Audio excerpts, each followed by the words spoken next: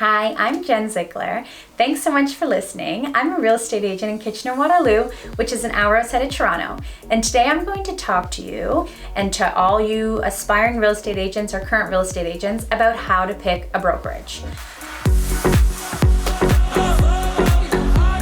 So a lot of people don't understand how the brokerage agency relationship works. And how it works is we actually pay brokerages to hold our licenses underneath their companies. So we use their marketing, we use their offices, we use their commercial spaces, we use their admin, we use a lot of their resources, and then in turn they hold our license and we're able to trade outside of their brokerage.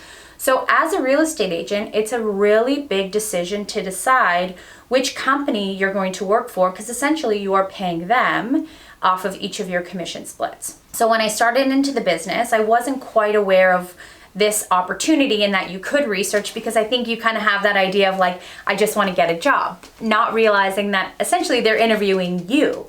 You're interviewing them, and you have the opportunity to decide whether or not they align with what you're looking for. So there's a big array of different brokerages and different ideas when it comes to how you want to hold your business. So there's big companies. So I personally work for one of the biggest, or I think the biggest company, which is Remax.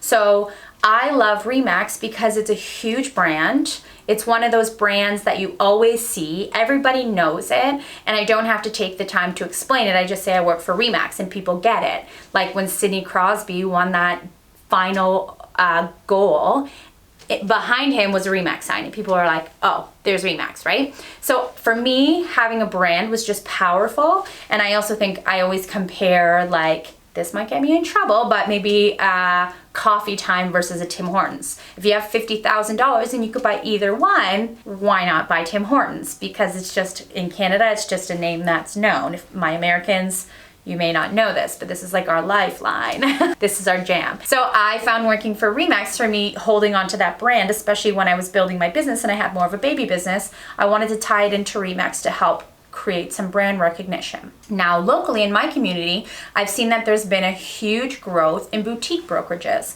So there's smaller brokerages that are very picky about who's working with them. Often people will align. It's a little bit more specialized to people. So there's some that are specific to condos, some that are specific to luxury, some that are just smaller companies that have different type of office styles. There's a few recently that are more uptown, and you come in and you can have a beer and you want it to be more of an experience for people. Or there's ones where it's just run by a team and then that's all that's going to be there. And then there's a lot of the bigger brands that have kind of been around.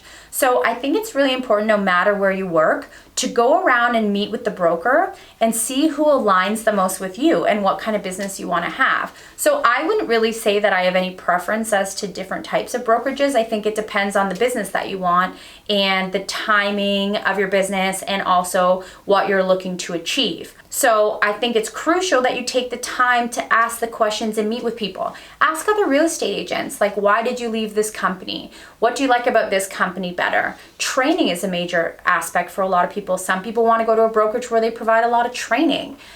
Some people want to go to a brokerage where they literally don't have to talk to anyone. They just hand in their paperwork and they leave. It all depends on what suits you and your business. The beauty of running your own real estate business is it's so individual. Like, we're our own boss. We do our own thing. If we want to hustle and sell 100 houses, we can hustle and sell 100 houses. If we want to retire and watch a lot of Grey's Anatomy and sell 10 houses a year, we can do that too. It all depends on what makes the most sense, what makes the most sense financially, what makes the most sense for us as a unique person.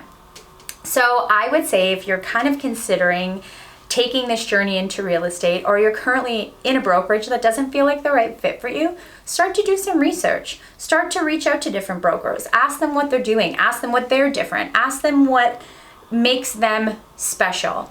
And I think that if you follow your heart, like anything in real estate, you will find that you will end up at the right spot with great people that will support you and believe in you and help you rise your business in a way that you want to.